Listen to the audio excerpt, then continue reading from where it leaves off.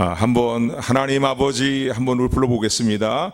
하나님 아버지, 우리 아버지 사랑해요. 한 번 더 우리도 아버지 사랑해요.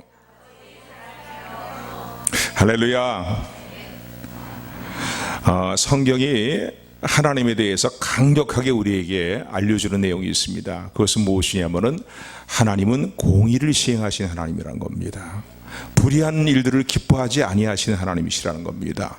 그렇기 때문에 하나님은 불의를 기뻐하지 아니하시고 의로운 것들을 기뻐하시고 또 참된 것들을 기뻐하시는 하나님이다라고 성경은 강력하게 우리에게 하나님에 대해서 알려주고 있습니다. 그래서 시편의 말씀을 보게 되면 이런 말씀이 있어요. 어떤 말씀이 있냐면은 하나님은 의로우신 심판장이 되신 하나님이시다. 그리고 악인이 죄를 회개하지 않을 때에는 매일 그 악인의 죄악된 모습을 보면서 분노하시는 하나님이시다라고 이렇게 표현합니다. 그래서 하나님은 공의로우신 하나님이라는 것을 성경은 강력하게 우리에게 알려주고 있습니다. 또 하나 성경이 강력하게 알려주는 내용은 무엇입니까? 하나님의 사랑입니다. 하나님은 사랑이시더라고 단적으로 표현할 정도로 하나님은 우리를 사랑하시는 사랑이다, 사랑으로 우리를 사랑하시는 하나님이시다라는 사실을 우리에게 강력하게 이제 교훈하고 있습니다. 그래서 오늘 이 호세아 말씀을 보게 되면은 1장부터 3장까지의 내용을 보게 되면은 하나님과 이스라엘 백성들의 관계를 호세아 선지자와 그의 아내 고멜과의 관계에 비유하여서 이제 하나님 말씀하시면서 남편에 대한 정절을 지키지 아니하고 그냥 계속 남편을 떠나가는, 남편을 이제 품 안에서 벗어나는 그런 고멜의 여인 같은 모습이 바로 이스라엘 백성들의 모습이다라고 말씀하시면서, 그러나 그 호세아로 하여금 그 아내 고멜을 끝까지 품에 품으라라고 말씀하시는 그런 이제 하나님의 말씀을 통해 하나님이 우리를 사랑하시는 이 남편의 사랑의 모습을 표현하고 있습니다. 그래서 1장부터 3장까지 보게 되면은 우리를 신부로 생각한다면은 하나님 우리의 신랑으로서 자기의 아내를 끝까지 사랑하는 이제 남편의 사랑의 모습으로 하나님의 사랑을 표현하고 계십니다. 그런데 오늘 이 본문의 말씀 11장의 내용을 보게 되면은 이 하나님이 우리를 사랑하시는데 하나님의 사랑을 또 어떻게 표현하고 있냐면은 자식을 정말로 가슴을 저매게 하는 아픔을 주는 그런 자식임에도 불구하고 여전히 그 자식을 향한 애틋한 사랑으로 자식을 사랑하는 어버이의 사랑으로, 어버이의 심정으로 사랑하시는 그 하나님의 사랑을 표현하고 있습니다. 그래서 호세아서를 찬찬히 보면요, 하나님의 사랑을 매우 정말로 감동적으로 이게 알려주고 있습니다. 아내를 끝까지 사랑하는 남편의 사랑, 그런가 하면은 정말 마음에 상처를 주고 가슴을 저미게 하는 아픔을 주는 자식임에도 불구하고 그 아들을 버리지 아니하시고 애틋하게 사랑하시는 아버지의 사랑의 모습을 이제 표현하고 있는 것을 보게 됩니다. 오늘 이 본문의 말씀을 보면 특별히 그런 가운데 오늘 11장 본문의 말씀을 보게 되면 이러한 자신의 자녀들을 사랑하시는 하나님의 정말로 애틋한 그 마음, 그 속내를 남김없이 오늘 본문을 통해서 하나님 우리에게 보여주고 계시는 것을 우리는 본문을 통해서 깨닫게 되고 또 읽으면 읽을수록 은혜되는 구절이 오늘 본문의 말씀입니다. 그래서 사랑하는 자녀들이 멸망의 자리로 향해서 계속 나가지 말고 사랑하는 자녀들이 하나님 품으로 다시 돌아와야 될 것을, 회개하고 돌아와야 될 것을 아주 강력하게 애타게 호소하고 있는 모습을 오늘 본문의 모습을 통해서 살펴볼 수 있습니다. 그래서 오늘 우리는 이 본문의 말씀을 우리가 여러 번 설교의 말씀을 통해 들었던 내용의 말씀이지만은요, 다시 한번 이 본문의 말씀을 새롭게 붙들고 본문의 말씀을 통해서 우리가 말씀하시는 하나님의 사랑의 음성을 듣고 그 하나님의 크신 사랑을 정말 깊이 있게 깨닫고 참으로 우리의 신앙의 모습을 다시 한번 돌아보며 이 하나님의 사랑에 부합된 정말로 하나님 마음의 기쁨이 되는 자녀의 모습이 되기를 원합니다. 아들의 모습이 되기를 원합니다. 딸의 모습이 되기를 원합니다. 하나님 나라의 백성의 모습이 되기를 원합니다 라고 마음에 결단하는 저 여러분들이 되기를 주님의 이름으로 축원합니다. 오늘 1절의 말씀 보면은요, 하나님께서 사랑하시는 대상에 대해서 이렇게 언급을 하십니다. 1절의 말씀 보면은 이스라엘을 어렸을 때 내가 사랑하여 내 아들을 애굽에서 불러내었다라고 1절에 보면 이렇게 말씀합니다. 여기서 이스라엘은 지금 하나님께서 이렇게 이제 주님께서 끝까지 사랑하시는 이스라엘 국가라고 볼 수 있겠죠. 장차 주님께서 감람산 위에, 이스라엘 감람산 위에 이제 주님이 강림을 하실 것입니다. 주님이 이름하실 때 그 이전에도 예수님의 초림도 이스라엘 지역에서 초림이 이루어졌습니다. 그래서 뭐 이 국가적인 이스라엘 나라로 얘기할 수 있겠지만은 한마디로 표현한다면은 여기 보니까 내 아들을 이렇게 표현을 하고 계십니다. 이 아들이라는 표현을 통해서 우리가 깨닫게 되는 것은 내 자녀라는 거죠. 다른 말로 바꿔서 얘기한다면 하나님이 택하신 백성이다라고 말할 수 있습니다. 그래서 하나님이 택하신 백성을 내가 불러내었다. 애굽에서 그 종살이하는 자리에서 불러내었다라고 그렇게 말씀합니다.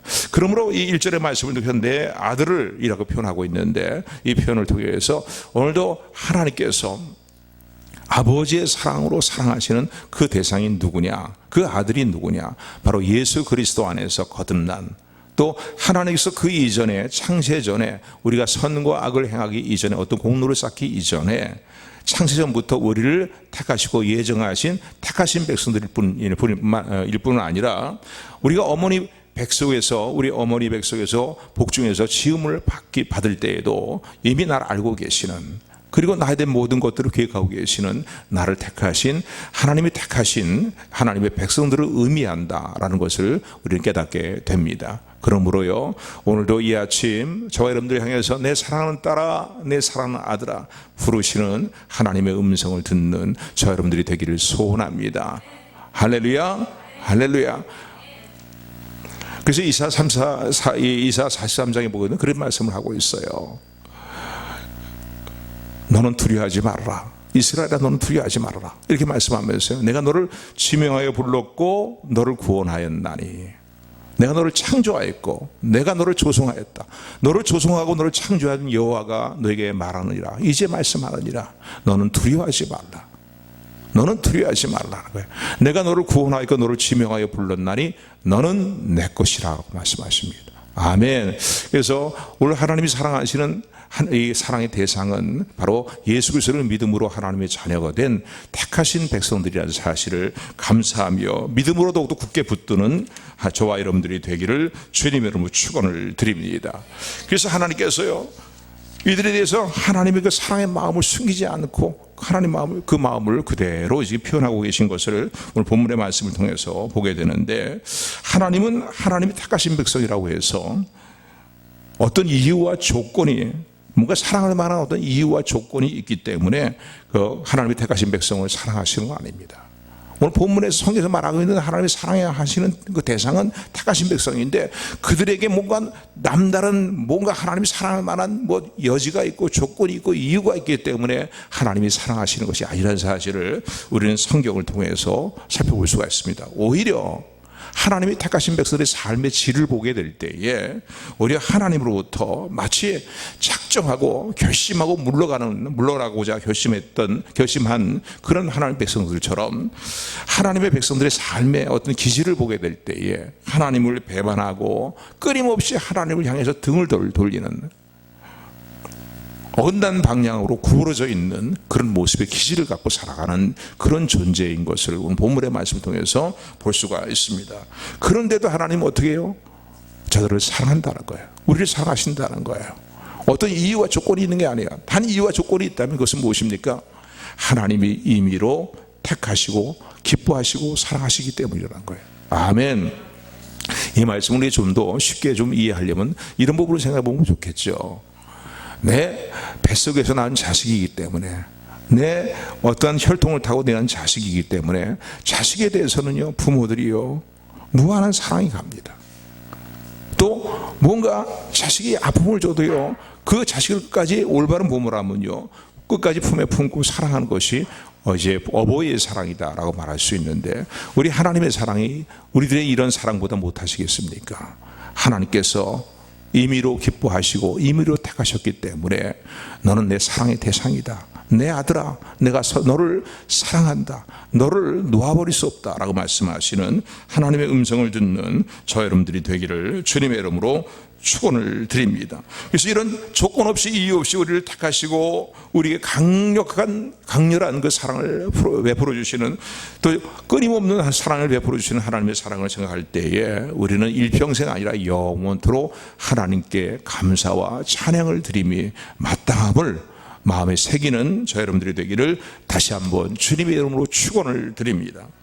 자, 그렇다면 오늘 본문의 말씀을 통해서요, 하나님께서 사랑을 받을 만한 이유와 조건이 없는 이 백성들을 어떻게 사랑하시는가를 오늘 본문의 말씀 통해서 우리는 살펴볼 수가 있습니다. 그리고 오늘 본문의 내용을 보게 되면은 오늘 본문 2절의 말씀이라든가 또는 12절의 말씀이라든가 이런 내용들을 보게 되면은 또 하나님의 택하신 백성이 정말 하나님이 사랑할 만한 그런 어떠한 남다른 그런 일들이, 그런 모습이 있기 때문에 사랑하시는 것이 아니라는 사실을 우리는 깨닫게 됩니다. 우리 2절 말씀이에요. 우리 2절 같이 하도록 합니다. 시작. 선자들이 저희를 부를수록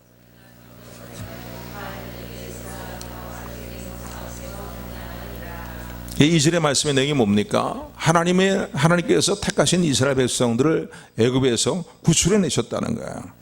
출애굽시키셨다는 거예요.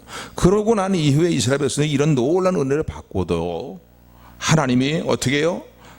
하나님의 품에서 멀어지고 죄악으로 하나님께로부터 멀어진 자들을 내게로 돌아오노라, 내게로 돌아오노라, 내 사랑하는 아들아, 내 사랑하는 자녀야 라고 계속 부르시는데도 점점 저희들은 어떻게 한다고요? 멀리, 하나님께로부터 멀리 떠나가면서 오히려 하나님의 진노를 격발시키는 바알이라든가 우상들을 섬기는 자리를 향해서 더욱더 하나님을 멀리 떠나가서 나가는 모습이 되었다는 거예요. 근데 그럼에도 불구하고 하나님은 어떻게 하십니까? 오늘 3절의 말씀을 보니까 계속 그들을 끝까지 품에 품고 그들을 가르치고 그들을 인도하고 그들을 먹이고 그들에게 풍성한 것들을 공급하시는 은혜로 함께 했다는 거예요. 마치 어버이가 우리 인생의 어떤 인생 사람들이 어버이가 자식을 사랑하듯이 사람의 줄로라고 표현을 본문에 표현되어 있는데 그런 사랑으로 자녀를 사랑하는 어버이가 자녀를 사랑하는 그런 사랑의 줄로 사람의 줄로 이제 하나님의 이스라엘 백성들을 하나님은 여전히 계속 이끌고 계시고 사랑하셨다는 거예요. 우리 3절부터의 말씀입니다. 우리 3절부터 4절 말씀 같이 하도록 합니다. 시작. 그러나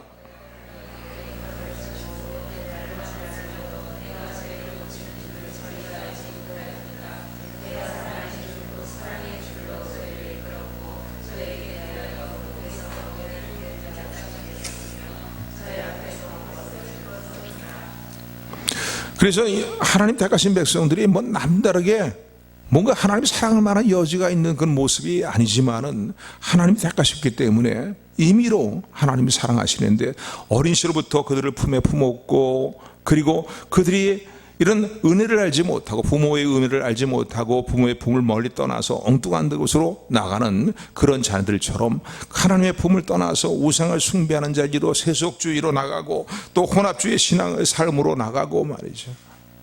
하나님 보시기에 합당하지 못한 온갖 추하고 더러운 부도덕하고 음란한 삶의 일들을 행하며 하나님을 제대로 알지 못하는 그런 삶의 모습으로 나가는 그들의 모습을 하나님은 어리셔부터 어떻게 해요? 그들을 끝까지 품으시고 그들에게 먹이시고 인도하시는 은혜로 함께 하셨다는 거예요. 그들이 아플 때는 그들을 고치시는 은혜로 역사하셨다는 거예요. 그럼에도 불구하고요, 이들은 점점 더 하나님의 품으로부터 멀어져가는 그런 삶의 모습이 되었지만은 그래도 어린 시절부터 이 사랑한 그 자녀, 이 하나님의 백성들을 택한 백성들을 여전히 성장하면서도 하나님께로 돌아올지 모르는 그들에 대해서 마치 하나님부터 이제 난 멀어지는 삶을 살 것이야.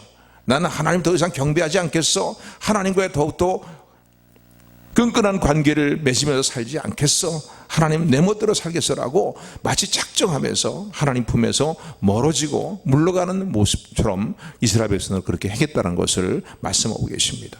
그런데도 하나님이 사랑하신다는 거예요. 저들을요. 7절의 말씀입니다. 우리 7절 말씀 같이 합독합니다. 시작.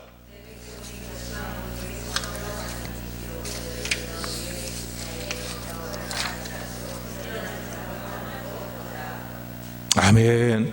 마치 작정하고 하나님 품에 안 갈 거야. 나는 이제 하나님 품으로부터 멀어질 거야 라고 작정하면서 멀어지는 것 같은 그런 삶의 모습이 되었다는 거예요. 부모가 좀 자녀들을 키우면서도 좀 약간 섭섭한 마음이 들 때가 있죠. 그때가 뭡니까? 나도 이제 머리가 컸는데 너무 부모가 또 머리 큰 자녀에 대해서 간섭하고 개입하는 것도, 삶에 개입하는 것도 좀 문제가 있겠지만, 그러나 어느 정도는 그래도 부모가 자식을 향한 마음을 자녀들이 이해하고, 또 자식과 함께 있고 싶은 마음들을 자녀들이 이해하면 참 좋은데, 그렇지 못하고 자꾸 부모의 품으로서 멀어지는 느낌이 들 때에, 그때에 부모의 마음에 참 섭섭함이 있고 아픔이 있습니다. 그렇지 않습니까? 그렇습니다.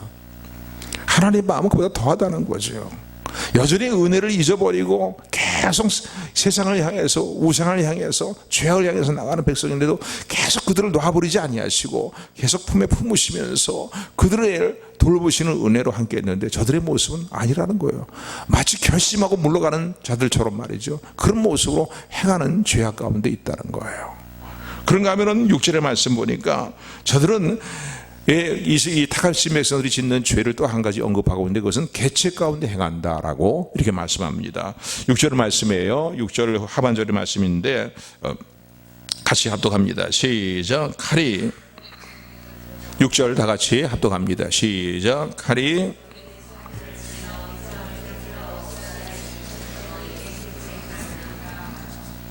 아멘.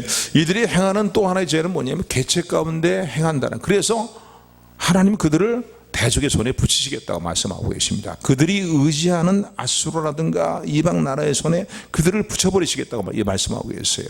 계책이라는 나라의 의미가 무엇입니까? 계책이라는 나라의 의미는요, 하나님을 배반하고 하나님을 거역하면서 인간적인 수단과 방법을 따라 도모하는, 모든 일을 도모하는 그런 도모하는 것을 계책이라고 말할 수 있습니다. 그러니까 하나님을 배반하고 하나님께 등지고 하나님께 멀어지면서 점점 부를수록 점점 더 가까이 와야 되는데, 부르면 부를수록 점점 더 멀리 가면서 어떻게 해요? 세상의 수단과 방법을 더 의지하는, 이방 우상을 더 의지하고 세상의 수단과 방법을 더 의지하는 인보주의적인 삶의 모습을 계속 고집했다는 거예요. 그러니까 조금 전에 말씀 보면 택하신 백성들의 모습이 뭔가 굉장히 쓸만하다, 그래서 내가 택한 나의 백성으로 내가 사랑할 만하다, 그래서 사랑하시는 게 아니라 하나님이 임의로 기뻐하셔서 임의로 택하시고 부르셨기 때문에 하나님이 사랑하신다는 겁니다. 여기에 우리의 정말 감사와 찬양의 중요한 이유가 여기 있음을 기억하는 저 여러분들 되기를 주님으로 축원을 드립니다. 자, 그런데 하나님은 어떤 하나님이십니까? 하나님은 공의의 하나님이십니다. 공의의 하나님이세요. 하나님의 공의에 근거해서 이스라엘 백성을 대하고 택하신 백성들을 대하신다면은, 하나님의 공의에 의해서 저들은 다 그들의 지은 죄로, 저와 여러분도 마찬가지죠. 죄로 다 멸망을 당하게 되고 하나님의 심판을 받는 자리에 심판을 이룰 수밖에 없는 그런 이제 저와 여러분들의 모습입니다. 그런데 초반부터 말씀드린 것처럼 하나님은 택하신 백성들을 자녀 이상으로 사랑하시는 사랑의 하나님이십니다. 그렇기 때문에 하나님의 공의와 하나님의 사랑에 어떤 갈등이 있음을 우리는 생각해 볼 수 있습니다. 하나님 공의대로 행하면 다 멸망해야 되는 거예요. 살아남지 못하는 거예요. 영원한 지옥의 형벌을 피할 수 없는 것이에요. 이 땅의 삶에서도 하나님의 심판을 피할 수가 없어요. 그런데 하나님의 그 사랑에 근거해서 생각해 본다면요, 하나님은 더 택하신 백성들을 볼 때마다 강렬한 사랑의 마음이 일어나는 것입니다. 우리의 종교는 그렇잖아요. 우리 자녀들이요, 그냥 평상시에 그냥 아무런 문제가 없이 생활할 때도 사랑하지만은요, 잘할 때도 또 사랑의 마음이 더 가지만은요, 어떤 때는 어떻게 해요? 어버이 뜻에 어긋나는 삶의 자리를 나가면서 온갖 저렇게 살면 안 되는데 하는데 그런 삶의 자리를 나가면서 그러면서 어려움을 당하고 고통을 당하게 될 때에 그 봐라, 싸다, 잘됐다, 그런 부모가 없죠. 그죠? 물론 교훈 받기를 원하지만은요, 힘들어하는 모습을 볼 때에 더 애탄 사랑이 가고 강렬한 사랑이 가는 것이 이제 부모의 사랑이다라고 말할 수 있습니다. 하나님 더 하시죠. 그러니까 하나님이 공의대로 하시면 다 처벌해버리시면 끝나는 거예요. 그런데 하나님은 점점 부를수록 멀리 가고 막 결심했듯이 말이죠, 멀리 가는 하나님의 백성들을 보게 될 때에 더 불같은 마음이 일어나서 견딜 수가 없다고 오늘 본문에 보면 그렇게 말씀합니다. 그래서요, 그럼에도 이렇게 허물됨에도 불구하고 한번 따라하시 바랍니다. 그럼에도 불구하고 하나님은요, 마음에 택하신 백성을 향하신 하나님의 이제 스스로 갖는 결단이 오늘 본문의 말씀 가운데 8절부터 12절에 기록이 11절까지 기록이 되어 있습니다. 마땅히 버리면 되지만은, 그러나 하나님은 택하셨다는 사실로 인하여서 우리를 사랑하시는 그 하나님의 사랑으로 말미암아 우리의 허물됨이 많음에도 불구하고, 택하신 백성들의 허물됨이 많음에도 불구하고, 그럼에도 불구하고 저들을 버리지 아니하시겠다, 포기하지 아니하시겠다, 긍휼을 베풀어 주시겠다라고 말씀합니다. 할렐루야. 오늘도 저 여러분들을 향해서 하나님 이렇게 말씀하시는 거예요. 얘야, 내가 너를 포기할 수 없다는 거야. 내가 너를 버릴 수 없다는 거야. 오늘 이 하나님의 사랑의 음성을 듣는 저 여러분들이 되기를 소원합니다. 하나님이 우리에게 손을 놔버리시고 우리를 포기해버리시고 네 멋대로 살다가 끝나버리라고 그럴 수 있잖아요. 과거에 지금 이스라엘 백성들의 모습이 그들에게만 해당되는 모습입니까? 오늘 우리에게도 해당되는 동일한 죄악 가운데 우리가 살고 있잖아요. 하나님의 진노를 격파시키는 얼마나 많은 일들이 있습니까? 근데 그럼에도 불구하고 하나님은 공의대로 심판하지 않으셔야겠다는 거야.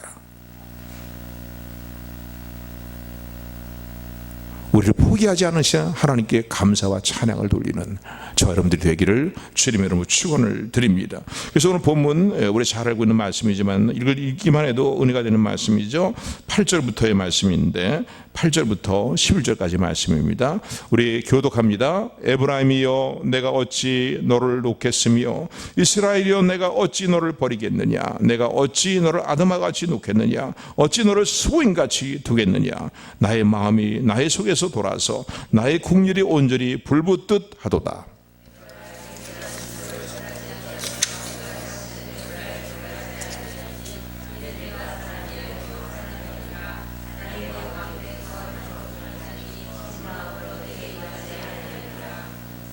아멘.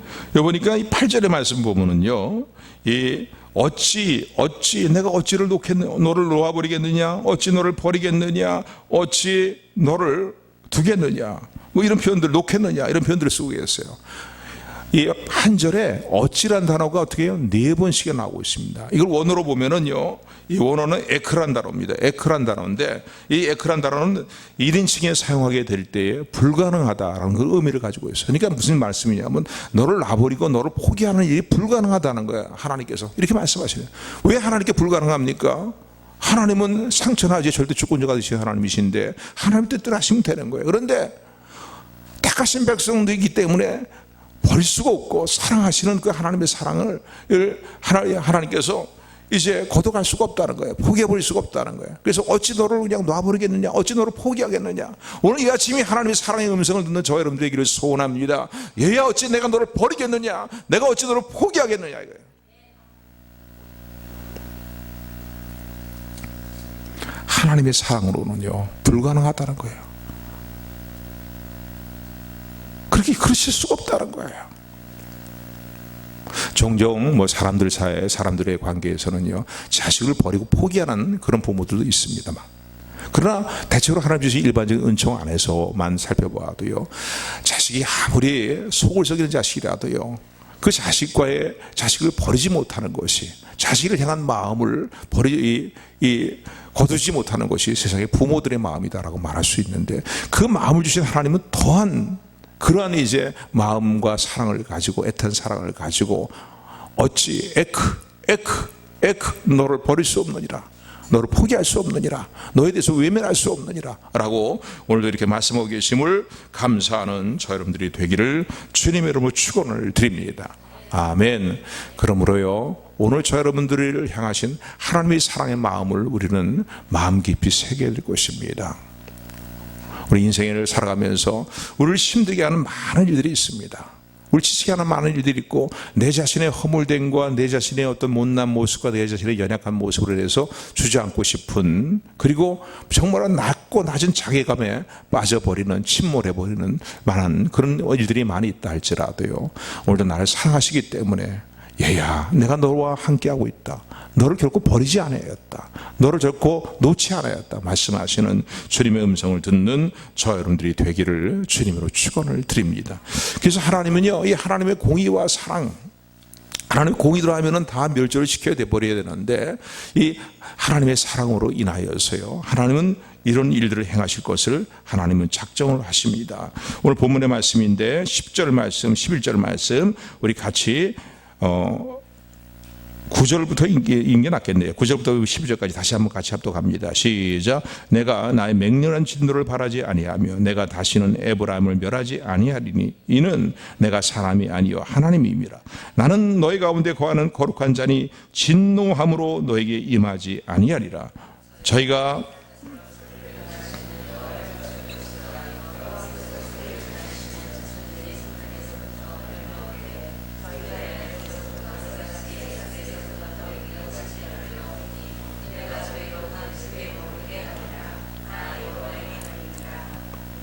아멘. 여기 오늘 이 10절의 말씀 보니까, 그래서 하나님은 무엇을 행하시겠다고 말씀하십니까? 부면부로서 자꾸 멀리 가는 저들인데 저들을 그냥 포기해버리고 놔버릴 수가 없기 때문에 하나님이 이제 말씀하시는 저들을 하나님께로 돌이키기 위해서 하시는 그 하나님의 행하시는 일이 무엇입니까? 사자처럼 소리를 발하시는 그러한 음성으로 의 사자후를 하나님의 백성들에게 바라시겠다는 거예요. 그러니까 하는 뭐 화살 소리가 굉장하잖아요. 근데 이걸 좀 뭐 사자후, 하나님이 택하신 백성에게 사자후를 바라신다는 것을 어떤 의미로 생각해 볼 수 있냐면요, 첫 번째는요, 회개하라고 말씀하시는 음성을 바라신다는 거예요. 그런데 왜 그 회개하나니, 회개해라 이게 아니라 회개하라 이게요. 회개하라는 거예요. 그런데 그냥 말로 하지 않을 때 어떻게 합니까? 이 사자후는요, 이 하나님 사자같이 우리에게 말씀하시고 우리에게 우리를 소리를 바라시는 이 하나님의 사자후는요, 우리 생활 속에 고달픈 삶의 체험과 일들을 통해서 말씀하시는 경우도 있다는 사실을 기억하시는 저 여러분들이 되기를 소원합니다. 그러니까 계속 하나님의 택하신 백성이 하나님 자기 멋대로 살고 하나님 뜻에서 자꾸 멀어지는 삶을 살아가면 어떻게 합니까? 돌아오라고 말씀하시고 책망의 음성, 회개하라고 하시는 하나님의 음성이 들려오는데 그 음성을 끝까지 외면하며 살면 어떻게 합니까? 그 다음에는 한 대 맞는 거죠. 하나님의 사랑의 배를 맞는 것입니다. 왜? 그냥 내버려둘 수가 없기 때문인 거예요. 포기할 수가 없기 때문인 겁니다. 하나님께서요. 또 이 사자로 바라신다는 건 이런 말씀이에요. 회개하고 복음의 신앙으로 돌아오는 겁니다. 아멘. 하나님께 돌아오는 거예요. 복음의 신앙으로 돌아오는 거예요. 죄인된 우리가 구원받을 수 유일한 길은 무엇입니까? 복음이 되시는 예수 그리스도를 믿는 믿음으로 우리의 구원이 이루어지고 우리의 모든 죄가 대속함을 받고, 그래서 우리의 모든 죄가 예수님의 십자가의 대속의 은혜로 말미암아 하나님의 공의를 만족시켰음을 감사하는 저 여러분들에게를 소원합니다. 아멘. 그래서 우리를 구원하시는 거예요. 회개하고 복음의 신앙으로 돌아오라는 겁니다. 복음을 믿으라는 거예요. 복음의 신앙 가운데 합당한 삶을 결단하라는 거예요. 오늘도 사랑의 이 사자후를 향해서 바라시는 하나님의 음성을 마음에 기억하시는 저 여러분들이 되기를 주님으로 축원을 드립니다. 여러분, 하나님의 사랑의 극치가 어디서 나타납니까? 어디서 나타났습니까? 예수님의 십자가의 보혈을 통해서 하나님의 놀라운 사랑의 극치가 나타났음을 기억하시는 저 여러분들이 되기를 주님의 이름으로 축원합니다. 주님의 이 십자가는요, 뭘 의미합니까? 아까도 말씀드린 첫째, 하나님의 공의를 만족시키시는 십자가인 거예요. 내가 죽어야 돼요. 내가 버림을 당해야 돼요. 내가 지옥의 영혼의 형물을 향해 들어가야 돼요. 그런데 주님께서 십자가에서 우리의 모든 죄를 담당해 주셨기 때문에 하나님의 공의를 만족시켰음을 감사하며 기억하는 저 여러분 되기를 소원합니다. 뿐만 아니라 예수 그리스도의 십자가는요, 그럼에도 불구하고 우리를 품에 품으시고 구원하시며 사랑하시는 하나님의 사랑을, 독생성자 예수님까지 십자가에 내어주시는 하나님의 사랑을 우리에게 보여줍니다. 그래서 하나님의 사랑의 그 극치가 나타나는 것이 어디냐? 바로 예수님의 십자가라는 사실을 기억하는 저 여러분들이 되기를 다시 한번 주님의 이름으로 축원드립니다. 얘기를 합니다. 하나님의 공의와 사랑이 서로 입맞추는 곳이 어디냐? 예수님의 십자가다라고 그렇게 말씀하고 있습니다. 어쨌든 오늘 본문의 말씀에 하나님 우리에게 말씀하십니다. 내가 너를 포기할 수 없다, 버릴 수 없다고 말씀하십니다.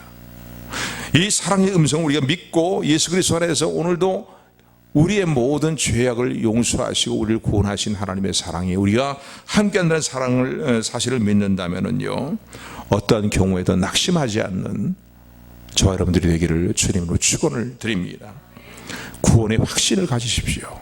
그리고 하나님의 사랑 때문에, 그럼에도 불구하고 나를 사랑하신 하나님의 사랑 때문에 나는 반드시 나의 인생의 모든 삶에서 승리를 이룰 것이다. 구원의 자리에 나는 들어갔으므로 하나님께서 예비하신 영원한 천성을 향해서 나아갈 때에 그 모든 걸음걸음을 주님이 지켜주시고 인도해 주실 것이다 라는 믿음을 갖는 저 여러분들이 되기를 주님으로 축원을 드립니다. 뿐만 아니라 이제는 이런 하나님의 은혜를 아는 자로서 초반부에도 말씀드린 것처럼 하나님의 좋은, 하나님이 마음에 기쁨이 드는 자녀, 하나님의 정말로 좋은 자녀가 되기를 다시 한번 결단하면서 12장 6절의 말씀을 붙들고 행하는 삶을 살아가는 저 여러분들에게를 주님의 이름으로 축원합니다.